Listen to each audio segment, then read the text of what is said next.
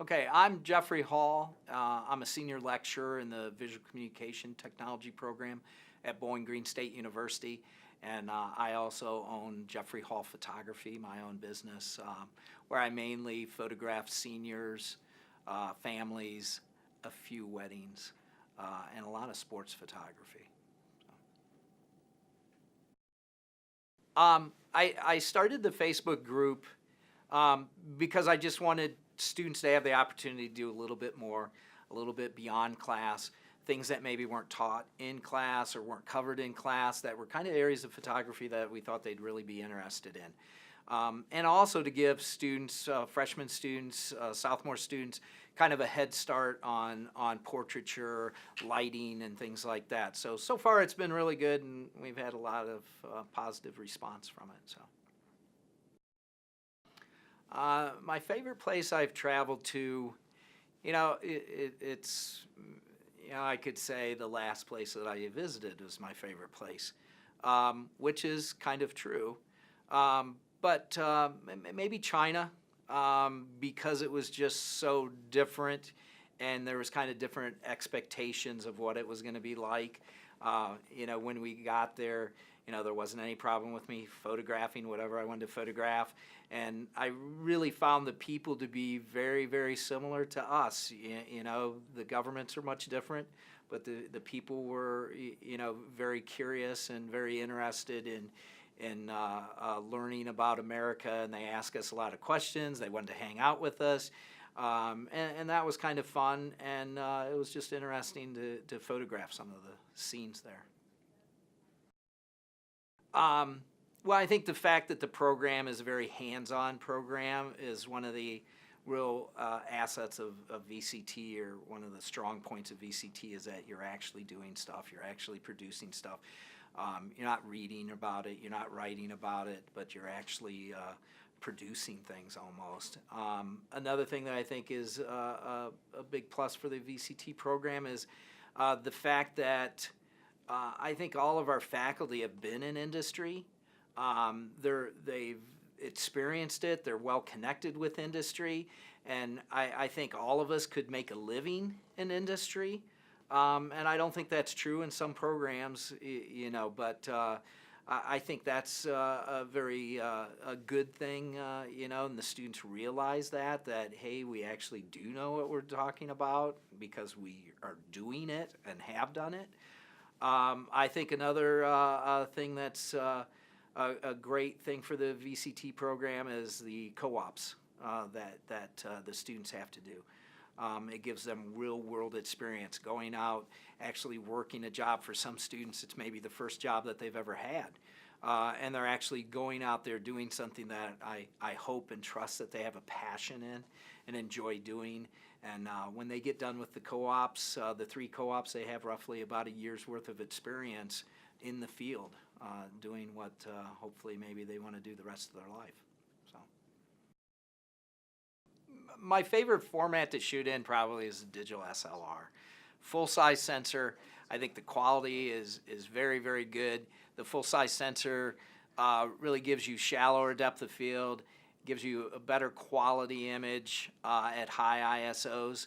I've shot with medium format, I've shot with 35mm film, and I really think that the days of film have passed me by, are gone. So that would be my format and my camera of choice.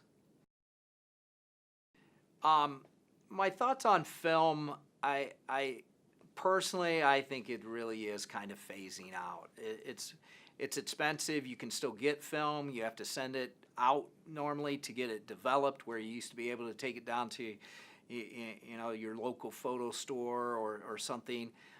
It's just getting harder and harder to really work with film. That's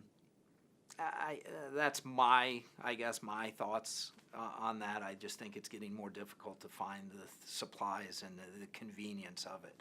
I've shot rolls, hundreds of rolls of film until my hands smelled like chemicals and stuff. And personally, getting away from the chemicals and stuff has been kind of nice in the transition over to digital.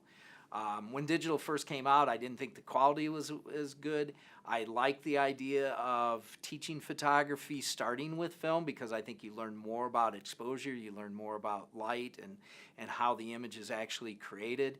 But now I think seeing the advantages of digital, the teaching, the being able to immediately see the image, for me, going out on a shoot and being able to immediately see what I'm capturing has opened up more creativity, where with film we tended to be very cautious. We did what we knew worked. Now with digital, I can check it. I can chimp on the back of my camera and see what's going on, and I can make adjustments and stuff like that. So I think digital is that's where I'm going to stick with digital. So unusual things that happen to me is when I'm photographing events or being a photographer through the years, I guess.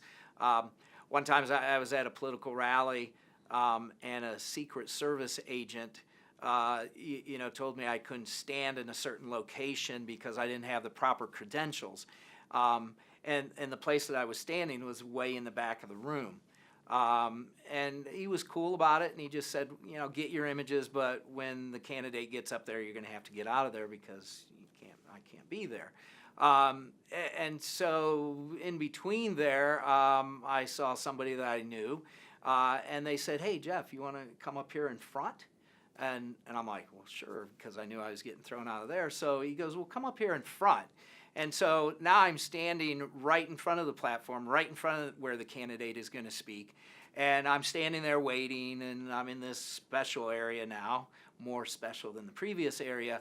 And I happen to look over, and the Secret Service agent is looking at me, talking into his sleeve. And I just kind of look away, and then I kind of look back at him, and he's looking at me. And I just kind of go like this, and he just shakes his head like this and just kind of leaves me alone and left me where I was at, which was pretty cool. And I have a new respect for Secret Service agents. They're not as grumpy as they appear. Another incident was when I was working for the paper, and I went out on what ended up being a double murder suicide. And, I arrived, I was like 20 years old, 19 years old, in college, not very experienced, and I knew it was a shooting, and it's at night, it's dark, it's out in the country, very dark, and I pull up, and I got my camera, and I go out, and I see the car, and I see these two bodies, and in the car, and a lot of blood and stuff, and I've got my camera, and I start around the corner of the house, and little did I know that the police had not really secured the situation. They didn't really know what had happened. They didn't know who the shooter was. They didn't know where the shooter was at.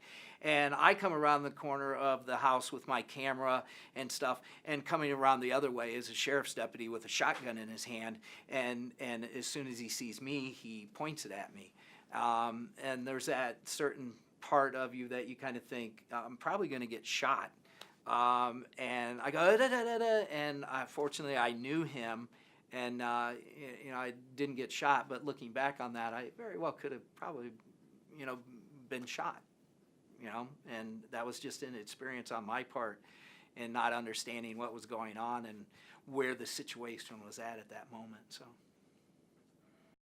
I have a number of favorite photographers. I like a lot of the National Geographic photographers. I think Steve McCurry is a great portrait photographer.